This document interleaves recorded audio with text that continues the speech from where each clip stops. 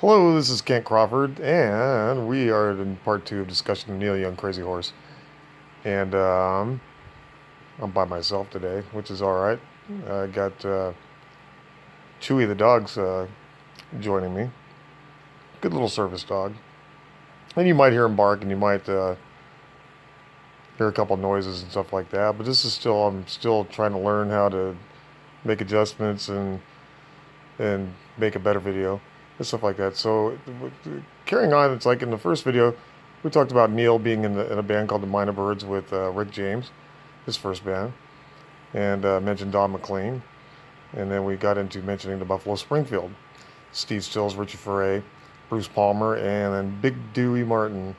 I really like Dewey Martin. He's one of my favorite drummers, along with Ralph Molina and Joe Vitale, and they're like just among the numbers and numbers of drummers that I admire. But I'm sticking to Crazy Horse here. And Crazy Horse, to dig into the roots, came with um, Danny and the Memories. And Danny and the Memories was Danny Whitten and Billy Talbot and Ralph Molina as a doo-wop group. And their records are I mean, I love oldies. If you love oldies like I do, you couldn't listen to these old records without just being totally charmed by them. And then uh, Danny and Billy and Ralph got together with Nils Lofgren, Jack Nitzsche, and I'm probably missing somebody. And like I say, I'm no expert, just a fan. And we forget little things. We forget to read little things, and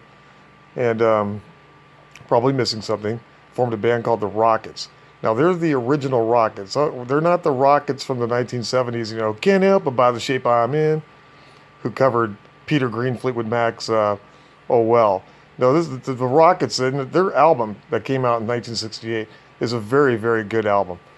And so Neil recruited them to as his band to back him with the 1969 release. Everybody knows This Is Nowhere, which, okay, that that's just kicks ass. Okay, we already know that. And of course, Neil went with, that's around the same time with Crosby, Stills, and Nash and Young.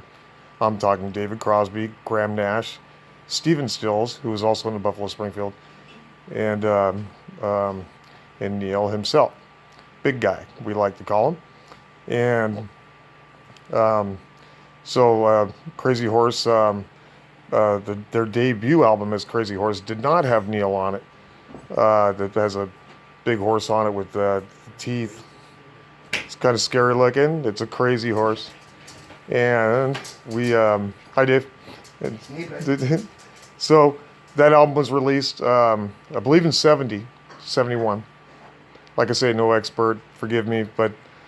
And then, I think it was a little while later, there was after the Gold Rush. There was things going on with Neil that after the Gold Rush, his first debut album, just entitled Neil Young, before Everybody Knows This Is Nowhere. But the one that stands out to me is Zuma, and but before that we're going into Tonight's the Night, and of course this record was evolved from the death of Danny Whitten and the death of Bruce Berry, who was their roadie, who was a brother of Jan and Dean's Jan Berry, and how's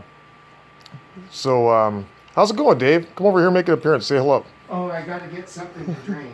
He's got to get something to drink, so he'll join us tonight later or something like that. This is just like another test. I'm just seeing how things go. I made some adjustments with the camera and stuff, and then talk about Crazy Horse. Zuma is probably one of my favorite records. It's filled with just awesome tracks. Cortez the Killer, Stupid Girl is just, I love that song. I could, and Don't Cry No Tears. There's some other videos that you'll see on YouTube where there's these elite lawyer type of people that poo-poo Tonight's the Night, too depressing, or On the Beach had a good title track, but it was too depressing. Well, it's like, I'm not here to, you're either a fan of Neil Young or you're not. And those, it may not be something you play when you first get up in the morning or something like that, but, if you're a fan of Neil Young, it's like you'll have the attitude like I have, that he never wrote a bad song. and we all have our ups and downs in lives. So going back to tonight's tonight, this lineup is uh,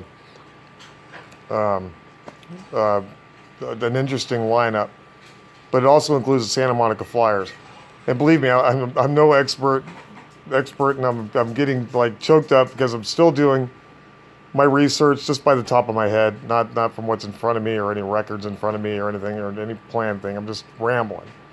So last week was Record Store Day, and I chose just I didn't vote, choose or anything or get involved in, but my choice was Rust Never Sleeps. That was a 1979 release by Neil Young, Crazy Horse, and a fantastic album. It's absolutely timeless with all the tracks on there. And back in the day when it was released, they would play it on the radio with the acoustic My Hey Hey, and then they would go into the electric version. They played both back to back. This is when FM was freeform. Jim Ladd, Los Angeles, Joe Benson, Machine Gun Kelly. It's like all the, they played it. It was freeform. It was great. And this is back in the days too on KMT when every night it was live, where they would play live records that were recorded live, of course. And so that was always exciting. You knew it was Friday. Forget Wheel of Fortune. After 4 o'clock, boom, that was happening. And oh, he's gonna sing a song. We're gonna do a song. I guess I'm gonna dedicate to this. we're gonna do a little parody now. It's a little parody time. Do some blues there, Dave.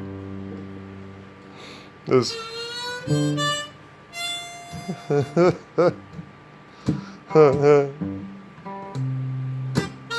want to say a shout out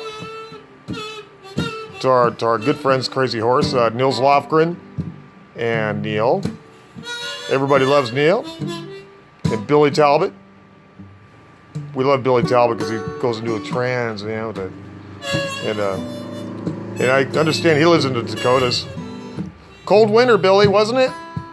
Boy, up here in Washington State, we froze our little nards off anyway. But I wanted to make a special shout out to Ralph Molina, just one of the best drummers that I could admire to this day. Ralph and his wife Barbie. He's got a girl. Ralph's got a girl named Barbie.